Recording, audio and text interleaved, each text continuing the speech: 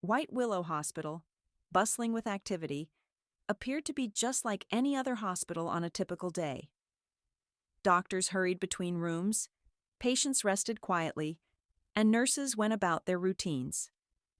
Nurse Sarah, known for her rigid demeanor and sharp tone, stood at the reception desk, coldly tapping her pen on the counter. She glanced up as Mrs. Wendy Harris, an elderly woman with a warm but weary expression, approached. Despite Sarah's curt greeting and dismissive attitude, Wendy remained calm, her voice steady and polite. Nearby, Nurse Lydia, a younger and more compassionate nurse, observed the interaction. She had always admired how some patients maintained their dignity in the face of rudeness, and Wendy was no exception. As Wendy patiently explained her reason for visiting, a tall man in a neatly pressed suit entered. His presence commanded quiet respect. Lydia recognized him immediately. Isaac Harris, the mayor, and, as she soon realized, Wendy's son. At the reception desk, Nurse Sarah barely lifted her eyes from the clipboard as Mrs. Wendy Harris approached. Without so much as a proper greeting, Sarah snapped, "State your name and reason for being here." Her tone was sharp, void of warmth, unlike the pleasant demeanor she reserved for other patients. Wendy, however, didn't flinch. She offered a soft smile and calmly gave her information. Despite Sarah's cold and impatient responses, Wendy remained composed, quietly enduring the rude treatment without complaint. Nurse Lydia, standing nearby, noticed the interaction.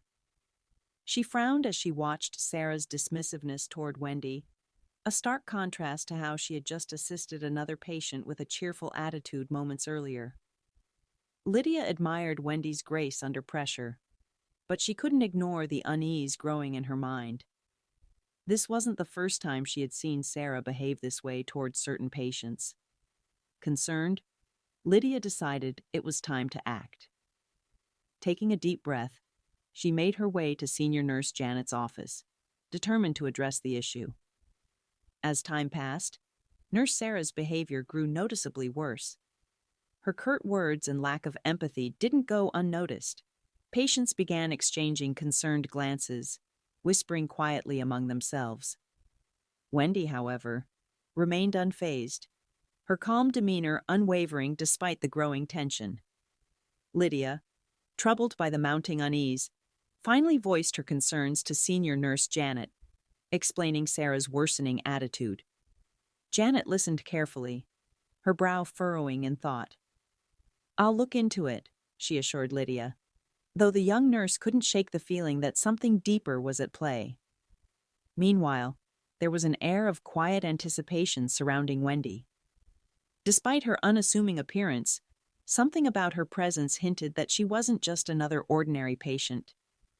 Just then, the hospital doors swung open, and a man with a commanding presence entered, his voice cutting through the murmur of the waiting room. "Mom!" he called out urgently. Lydia recognized him immediately.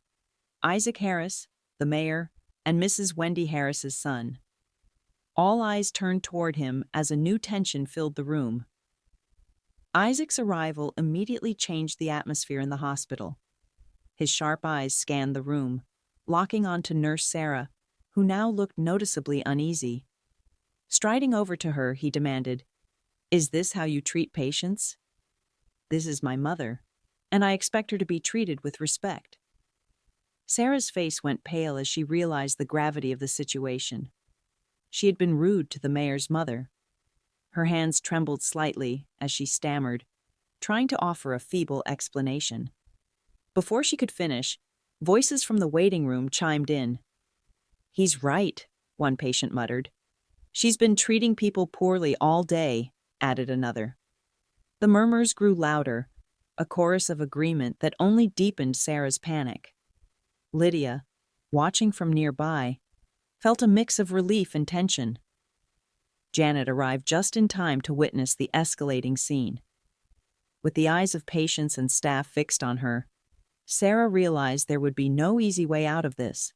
The tension in the room reached a boiling point as Linda Powers, the hospital's administrator, arrived, her calm but authoritative presence cutting through the chaos. Isaac didn't hesitate. He turned to her immediately, his voice firm. "I demand accountability. No patient, especially my mother, should ever be treated this way. It's unacceptable."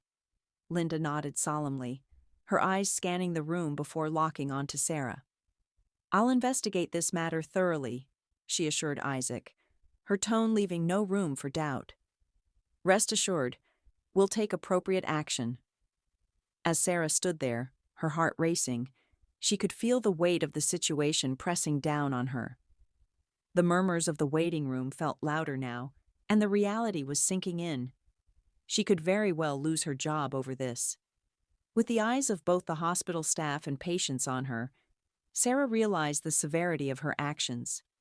Her future here was uncertain, and the looming threat of consequences was undeniable. Just as the tension seemed unbearable, Wendy spoke up, her voice calm but firm. "Please," she said, surprising everyone in the room. "I don't want to see anyone lose their job over this." Her words hung in the air as Isaac's eyes widened in disbelief. Wendy continued, her gaze steady as she looked around the room. "What matters most is that we all treat each other with respect and dignity. No one is perfect, but we must always strive to do better." The room fell silent for a moment as her plea resonated with those present. Isaac, still standing by his mother's side, nodded in agreement. "I'm with her," he said, his voice strong yet compassionate. "This isn't about punishment.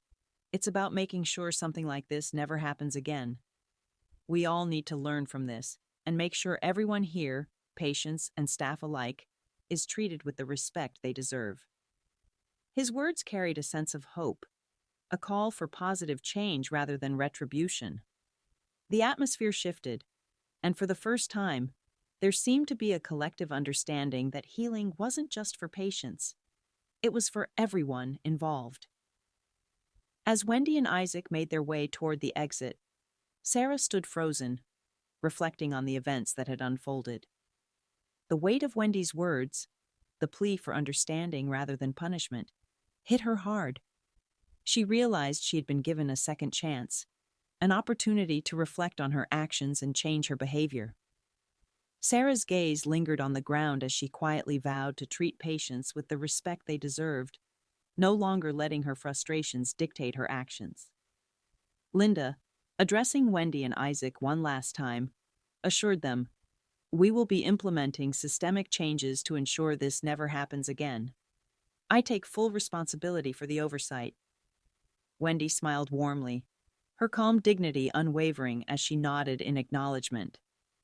Isaac gave a brief but appreciative nod as well, his support for his mother evident. As they walked out of the hospital, Wendy's quiet strength left a lasting impression on everyone, especially Sarah, who knew that this moment would be the catalyst for her own transformation.